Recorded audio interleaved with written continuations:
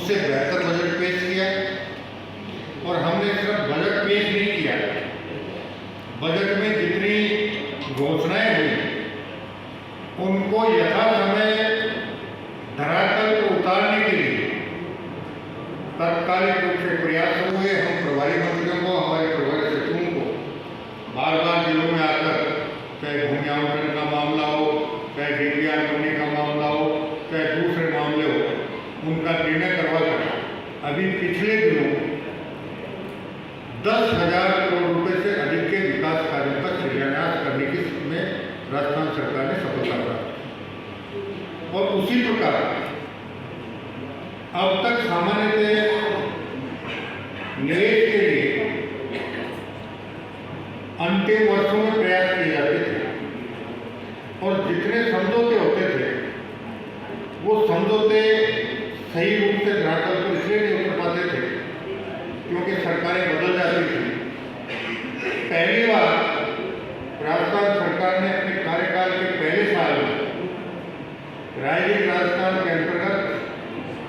निवेशकों को आमंत्रित किया और दिसंबर माह में ग्लोबल मीट होगी। इसके पीछे मंतव्य यही है कि इन सम्मेलनों के माध्यम से जितने समझौते हों, जितने एमओयू साइन हो, उनमें किसी प्रकार की नियम कानून की अड़चन नहीं आए। समय रहते उनके हर काम को समयबद्ध तरीके से पूर्ण किया जाकर उन समझौतों को धरातल पर उतारने के लिए सारी बाधाओं को दूर करते हुए उन्हें काम पूरा करने का अवसर दें। और इसके लिए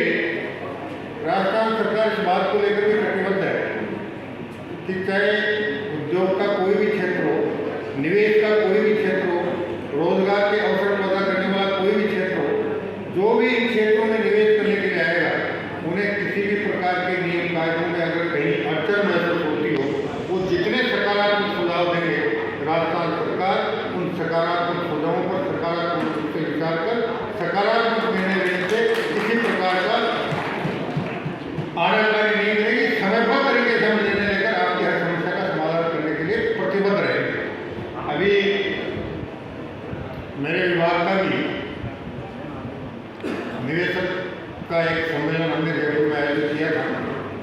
76,500 करोड़ रुपए के समझौते पत्र में हमने हस्ताक्षर करवाए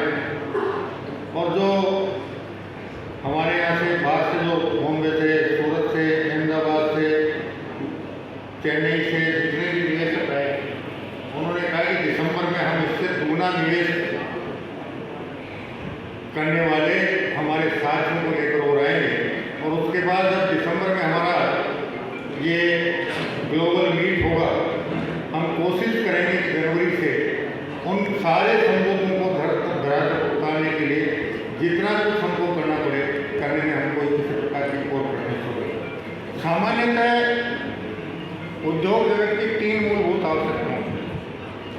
एक भूमि जिसकी राजस्थान के पास कोई कमी नहीं, एक ऊर्जा विद्युत उत्पादन जिसमें राजस्थान सरकार ने पिछले 10 महीने में जिस तेजी से काम किया है, आने वाले 2 साल में राजस्थान विद्युत उत्पादन में न सिर्फ आत्मनिर्भर होगा बल्कि इतना उत्पादन हो जाएगा कि हम किसानों को दिन में बिजली पूरी देने के बाद, उद्योगों को 24 घंटे बिजली देने के बाद, घरेलू उपभोक्ताओं को 24 घंटे बिजली देने के बाद में हमारे पास इतनी बिजली अधिक होगा कि हम दूसरे राज्यों को वो बिजली देकर आर्थिक उत्पादन करें। इसके लिए सौर ऊर्जा का क्षेत्र हो चाहे पवन ऊर्जा का क्षेत्र हो। और पहली बार राजस्थान सरकार ने भारत सरकार के साथ बैठकर बातचीत करके ये प्रयास किया है कि राजस्थान सरकार को जहाँ जहाँ कोयले की खदानें मिलेंगी, हम नेशनल थर्मल पावर कॉरपोरेशन के माध्यम से राजस्थान में